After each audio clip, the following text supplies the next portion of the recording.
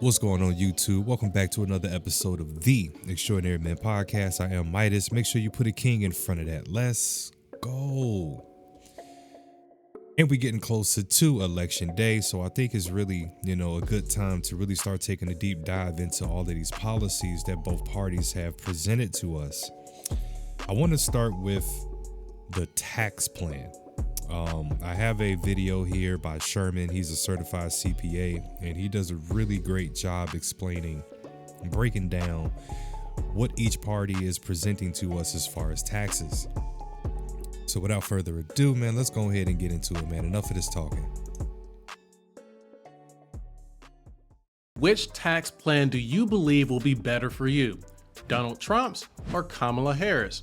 Go ahead and drop a comment below right now and let me know what you think. Now, the answer to this question will be different for every single person watching this because each candidate is proposing policies that will benefit specific groups of people at the cost of others. For example, if you're looking to start a new business or purchase your first home, you might like Kamala Harris's plan. Whereas if you already operate a small business, invest, or earn very specific types of income like Social Security, overtime, and even tips, you might like Trump's plan. Now, as a licensed CPA that tax plans every single day at mycpacoach.com, I have already reviewed these proposals for you and published in-depth separate videos on each of these proposals, so make sure you subscribe and check those out if you have not already. But in today's episode, we are going to compare and contrast these plans against each other for almost every group of people, like working families, homeowners, investors, small business owners, high-income individuals, and so on. So let's jump right in. Okay, so if you have not seen my prior content on this, it is important that you understand that regardless of whose tax plan goes into effect, there will be major tax changes next year. And this is because several tax provisions are set to expire at the end of 2025. So while we don't know which one of these plans will actually pass through Congress, we do know that if nothing happens, your taxes will change. So there is a lot at stake here. For example, 90% of taxpayers take the standard deduction, and this could be cut in half after 2025. The current deduction is nearly $15,000 for single taxpayers and almost $30,000 for married taxpayers, which could be cut in half at the end of 2025. But in addition to this, the 20% QBI tax deduction for small businesses would also expire. So if you own a small business that makes 100 grand in income, you would lose a $20,000 tax deduction that exists under current law. Plus, of course, high income individuals will be taxed at higher rates. The maximum rate would go up about 3% to 39.6% after 2025. That's basically an extra $3,000 in taxes on every $100,000 in income. And these are just some of the major tax aspirations. We have others like bonus depreciation, for example, which allowed investors to write off large portions of investment property like equipment, machinery, and even vehicles. Now, with all of these big swings in tax rules in each candidate. And that's the problem right there.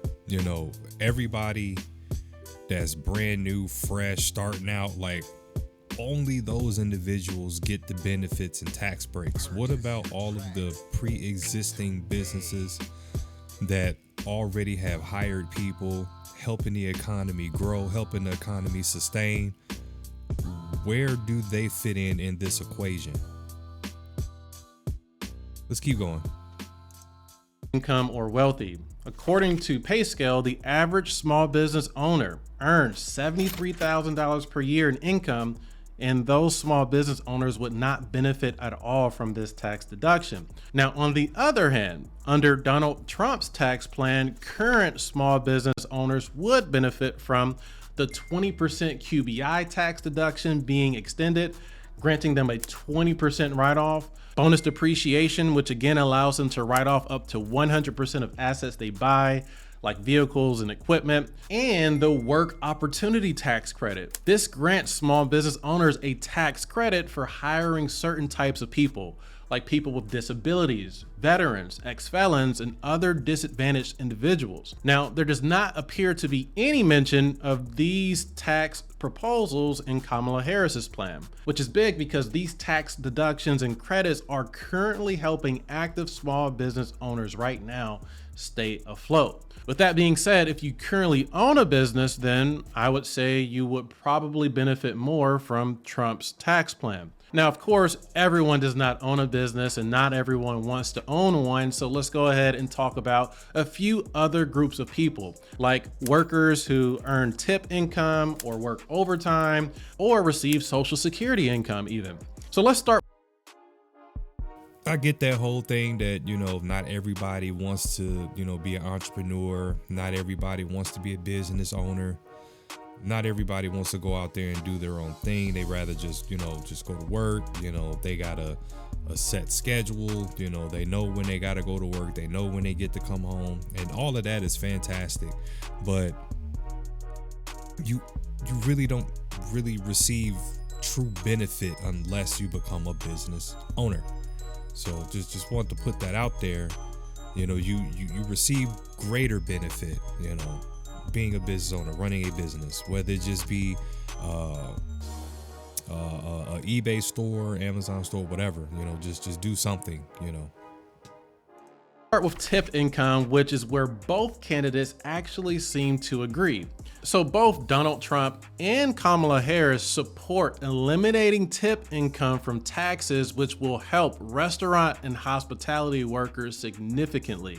Now, originally, Trump introduced this tax proposal first, and Kamala Harris later voiced her support for the same proposal. Now, the government already struggles to tax tips anyway because it's very hard to track cash, so this would actually help them out a little bit as well. Now, another big tax proposal is related to exempting overtime wages from taxes.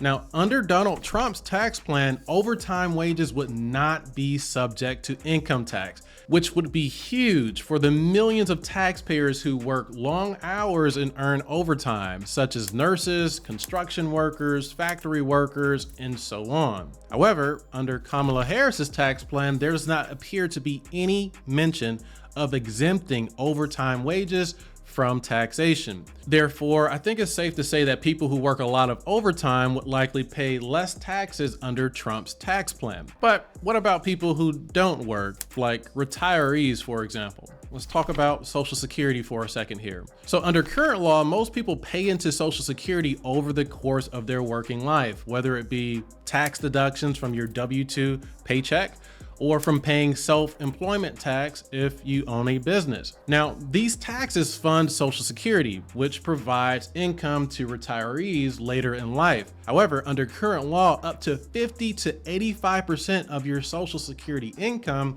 could be taxable to you if your income is above a certain level. For example, up to 50% of your Social Security benefits would be taxable to you if you earn over $25,000 as an individual, and if you earn over $34,000 as a single taxpayer, up to 85% of that will be subject to tax. So basically, you pay tax to fund the Social Security program, and then when you receive those benefits later in life, some of that income may be subject to tax again, depending on your income. Now, under Trump's tax plan, Social Security benefits would be exempt from tax. Now, see, that's insane to me, because the money that's already going into the fund to be used for the retirees is already taxed money. So let's keep going.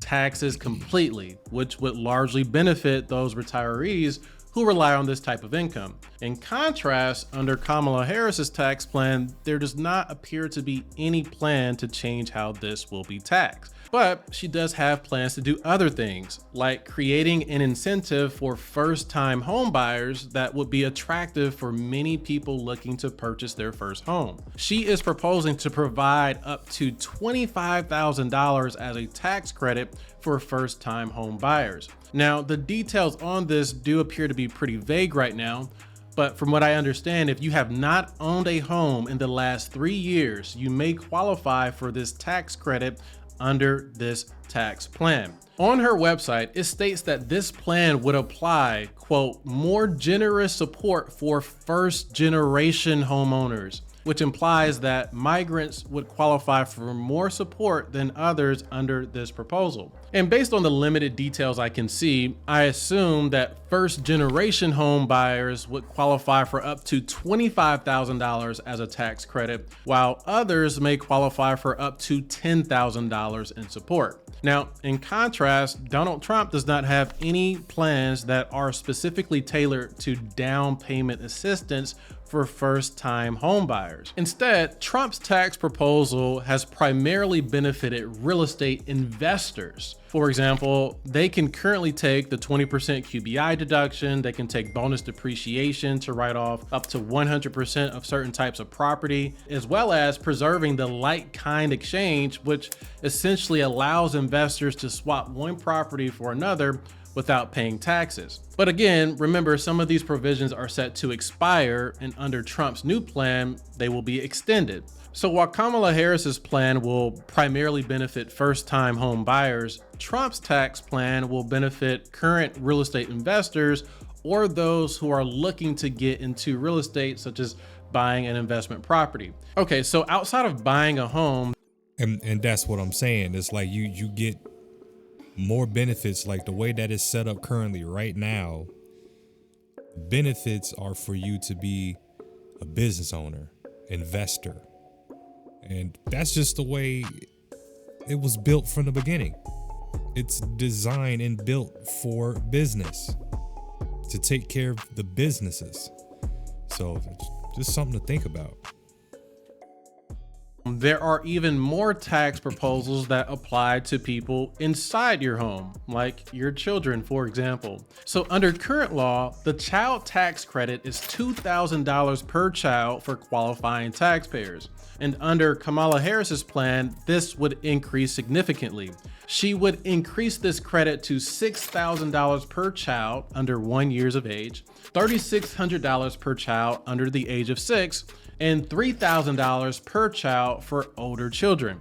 Now, in contrast, Trump also wants to increase the child tax credit to a flat $5,000 per child, irregardless of age, according to recent reports. And when compared to Kamala Harris's proposal on this, in many cases, people with children over the age of 1 would actually have a larger tax credit under Donald Trump's plan. However, that may not be the case for a limited group of people who also qualify for the Earned Income Tax Credit, which provides a tax credit to people who earn less than $60,000 per year in income. So under current law, this tax credit ranges from $600 to about $8,000 depending on your income and the amount of children you have. And Harris reportedly wants to increase this credit for qualifying individuals with no children from about $600 to $1,500. And it is also possible that she would increase the credit for people with children as well, but we will have to see more details for that.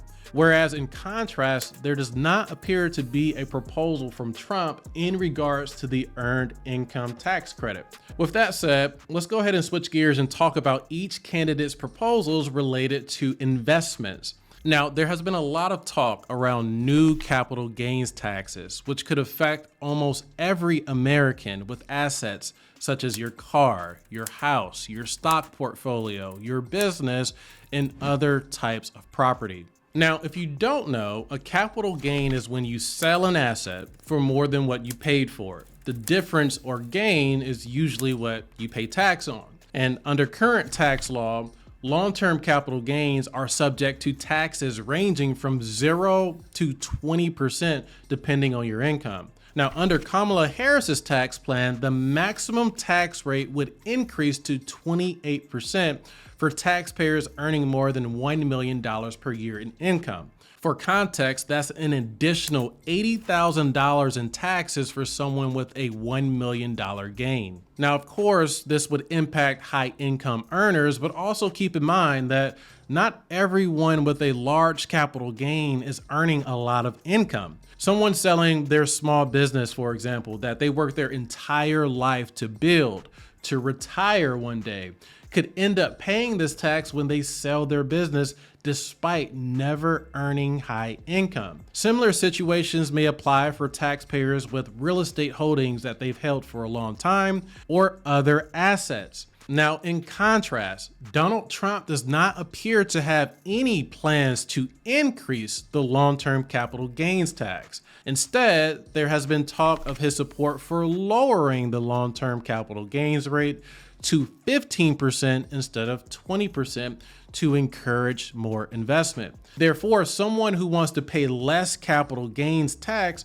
would pay less of that under Trump's tax plan. But in addition to that, there is a completely new tax proposal that Kamala Harris has suggested, such as the unrealized capital gains tax. Now, an unrealized capital gain is when you own an asset that has appreciated in value but have not sold. Now, under current law, there is no tax on this type of situation. However, Kamala Harris has proposed assessing this tax on individuals with more than $100 million in net wealth. Specifically, the proposal would require these individuals to pay an effective minimum tax of 25% on all of their unrealized capital gains in their portfolio and income. Now, the reason for this tax is primarily due to the fact that people with a lot of assets are able to avoid capital gains tax completely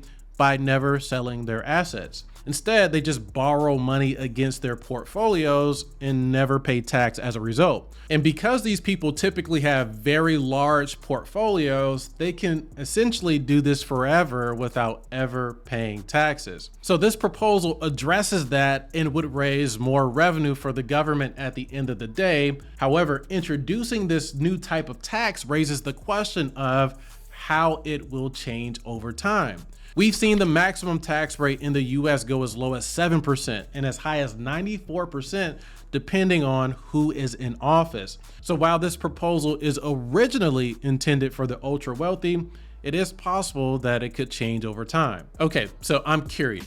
It's definitely going to change over time because eventually that tax is going to trickle down to the lower sector, I should say, I guess, to us. We are also going to end up paying that tax as well. Once they see how well that tax works, if it works, it's going to roll over onto us. It is what it is. All taxes do. Unrealized gains. What about unrealized losses? Because if you're going to tax me or charge me with whatever you're doing on my unrealized gains, do I then get to take advantage of a refund on that loss, or am I still going to get charged or taxed on that loss as well? What is the game plan for that? So I don't hear any proposed option or plan about that. So let's keep pushing. Would you personally be okay with paying a tax on your unrealized capital gains? Let me know in the comments below. Now, under Trump, there are no such proposals for unrealized capital gains taxes. So obviously, if you're in that scenario, you would pay less tax under Trump. However, Trump is proposing a completely different type of tax as well, which some people also believe is pretty extreme. He wants to implement universal tariffs, which would create a 10 to 20% tax on imports from other countries and could even be as high as 60% on imports from China.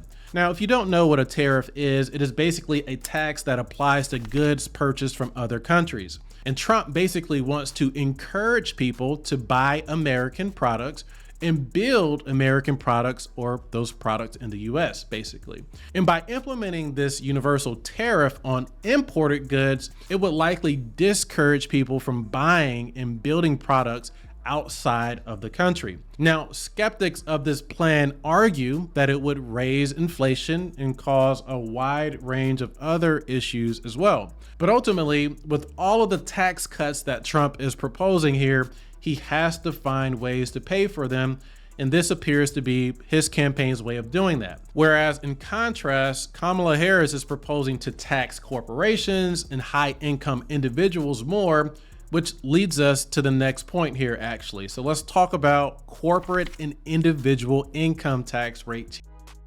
And I'm for the tariff because why, if anybody wants to come here and do business here, if anybody wants to establish business here, they should have to be taxed more. Like, that just logically makes sense to me. You know, taxing the individuals here into oblivion, the ones that are creating the jobs, the ones that are, you know, helping people with some type of ability to pay for their bills and keep the economy going. Why in the world would you have to tax them into oblivion? That doesn't make sense to me. Let's keep pushing. Changes. So under current law, the corporate tax rate is a flat 21% tax.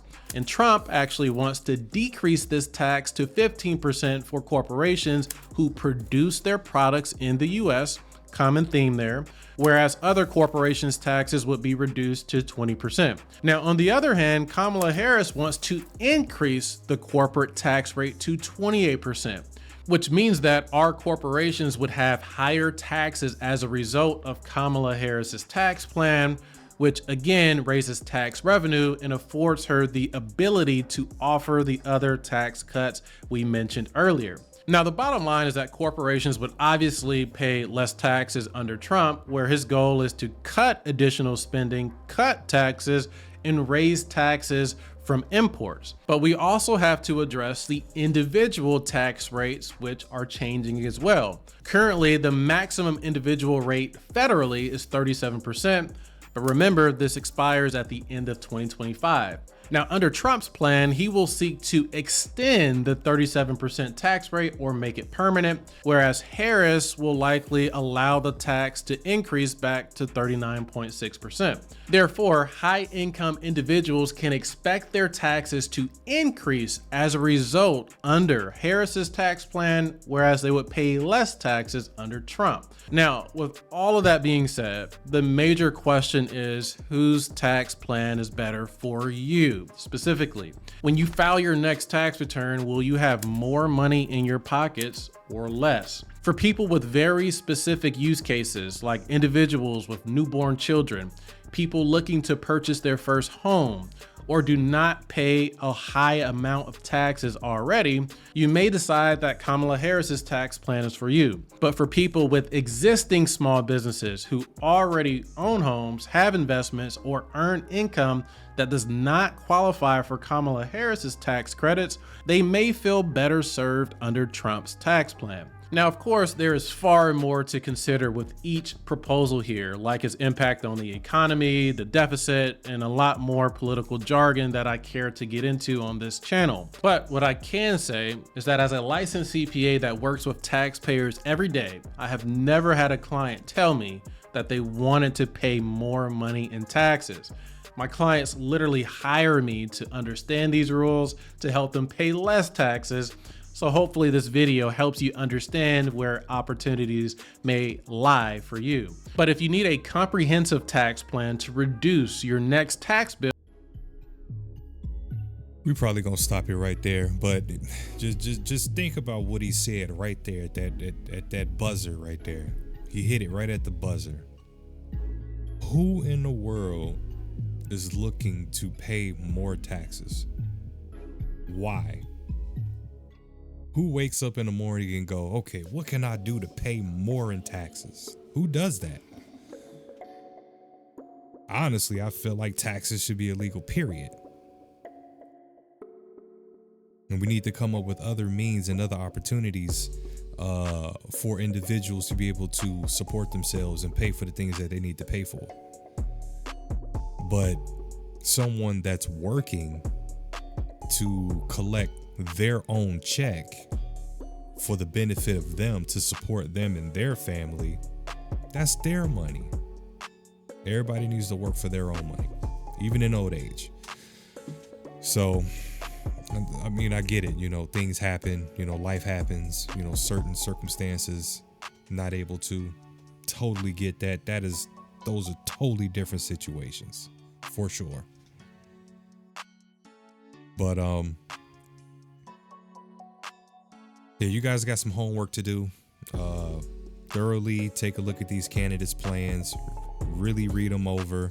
I know this was just a quick, glance over video, but really, thoroughly read and make sure that each tax plan is beneficial to you.